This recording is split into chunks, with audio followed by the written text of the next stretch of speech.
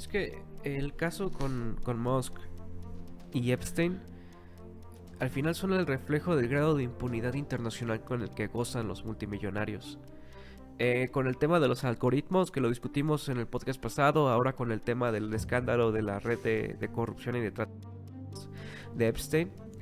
Y más adelante también con los casos que vayan saliendo. A ver, a mí me parece importante que en los próximos meses se va a caer el teatro que había construido pues los medios mediáticos y principalmente el discurso del neoliberalismo, en que los multimillonarios y los grandes empresarios son mentes iluminadas, son líderes mundiales, ¿no? Como el caso, por ejemplo, de Jeff Bezos, de Elon Musk o de Microsoft con Bill Gates. Pero al final, lo que nos estamos dando cuenta con Epstein, y a mí me parece que la política mundial va a ser un antes y un después de Epstein, es que ya no van a existir cortinas de humo, ya no van a existir disfraces o teatros que se inventen los multimillonarios para representar lo que creen que son, sino lo que son.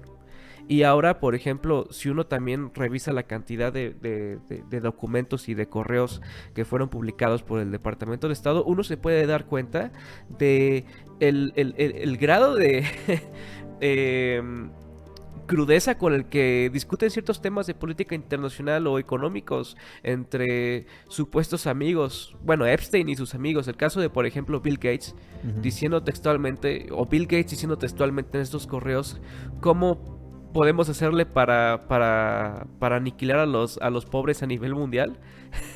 O por ejemplo, otros en donde se refiere a mujeres como tiburones blancos, o como camarones que sirven para cortarles las cabezas. O sea, ahí te das cuenta el grado de crudeza con el que esta gente está discutiendo ciertas cuestiones, ¿no? Tanto el poder político que tienen para hacer reales sus sueños, ¿no? Sus sueños profundos, íntimos, oscuros. Justo, pues al menos como planteaba en la introducción es, a ver, vemos que en la estructura capitalista actual, la dinámica de consumo del otro es pues, lo que permite que se siga reproduciendo la forma de acumulación, que Claro. es lo que nos tiene en esta condición. Entonces, a mí me gusta mucho cómo Marx lo plantea desde las metáforas monstruosas, donde se plantea la actitud del capitalista bajo la figura del vampiro, ¿no? Sí.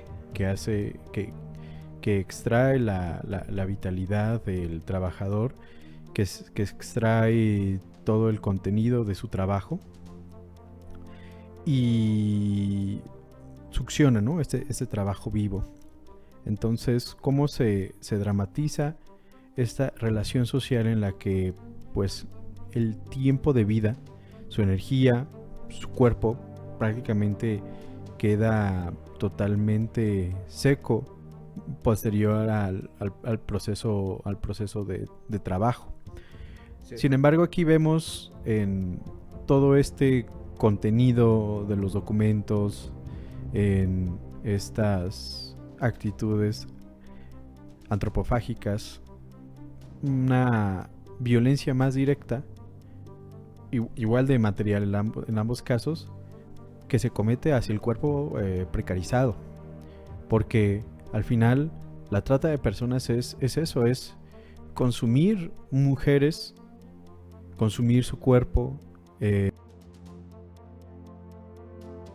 Pues, vemos cuerpos sumamente vulnerables aquí y es un apetito insaciable, ¿no? Porque no vemos que haya iniciado en tal fecha ya determinado en otra, ¿no? O sea, este consumo era un mercado abierto, cerrado para ciertas personas de la élite, quienes tuvieran el contacto y el visto bueno de Jeffrey podían ir a su isla Sí. y cometer pues toda, o sea, este acto salvaje, bárbaro de consumir, ¿no? Y a mí me parece sumamente importante que se remarque el salvajismo y la barbarie que se comete desde esta condición Sí. originaria del capital, que es esta condición vampírica de la extracción de vida del otro, porque vemos que incluso representa una especie de espejo ante lo que los ojos de la antropología más tradicional veían en las sociedades pues que consideraban más subdesarrolladas, ¿no? Incivilizadas, ¿no? Es que claro, quienes consumen a las personas, quienes consumen carne humana son tribus de pueblos primitivos, bárbaros, que no han llegado a un nivel de civilización avanzado, ¿no? Y son prácticas culturales, tradiciones, son violencias inherentes a esos pueblos. Sí. Pero vemos que la verdadera inherencia está en el origen del capitalismo mismo. Una sociedad que está basada en la acumulación, en la ganancia, en la reproducción del valor, que en este caso es en la reproducción de mercancías, es una sociedad que crea este tipo de individuos. Por eso Epstein no es un personaje accidente del sistema, sino que es la regla fundamental de un grupo en el poder.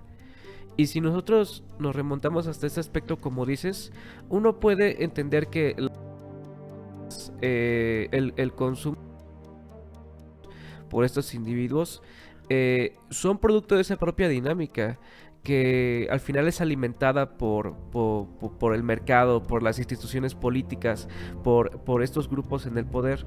Y en ese aspecto muchas veces se ha planteado, como tú dices, desde Marx, cuando él explica en El Capital que el capitalismo funciona como una especie de vampiro que chupa o no succiona vitalidad. Uno lo entendía solamente desde el aspecto de la plusvalía, ¿no? Que era la extracción del valor del trabajo del trabajador. Pero ahora nos estamos dando cuenta en esta forma más visceral del capitalismo gore, si tú lo quieres plantear así, que es una buena lectora, también un libro recomendadísimo, no me acuerdo de la autora, pero buenísimo.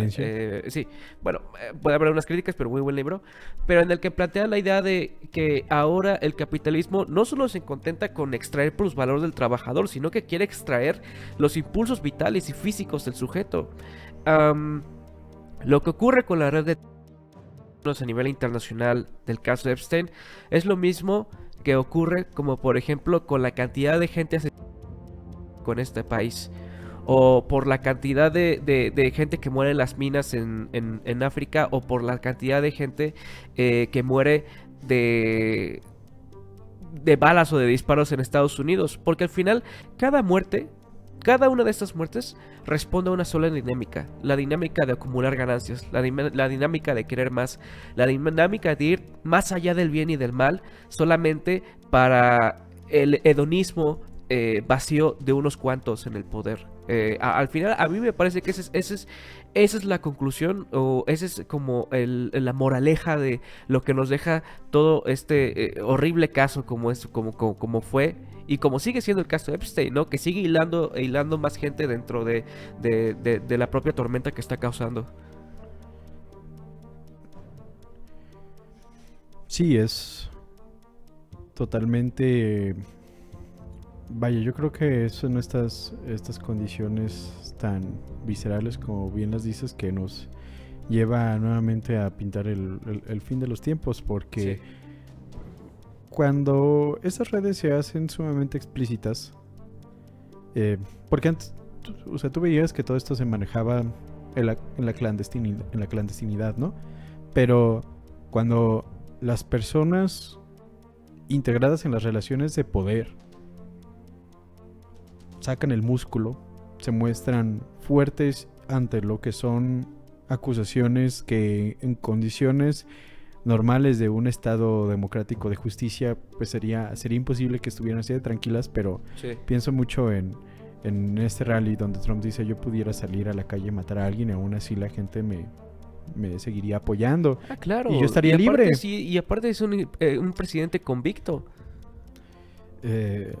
Sí, el famoso felon, y que tiene todos estos cargos, y aún así pudo competir y ganar una presidencia, ¿no? de un país que se mantiene en la cima de la hegemonía global, que sigue generando y marcando el discurso de aquello que es violencia, porque sí, como ya lo estuvimos mencionando en episodios anteriores con pues la cobertura sobre Venezuela, sobre lo que estaba pasando pues en Groenlandia, donde qué es, o sea, cuál es su discurso y la retórica que maneja. Ellos son los violentos, nosotros debemos de llevar debemos de construir la paz. Es lo que nuestro ejército es, para construir paz, porque nosotros somos un gobierno con el deber moral de generar un orden pacífico.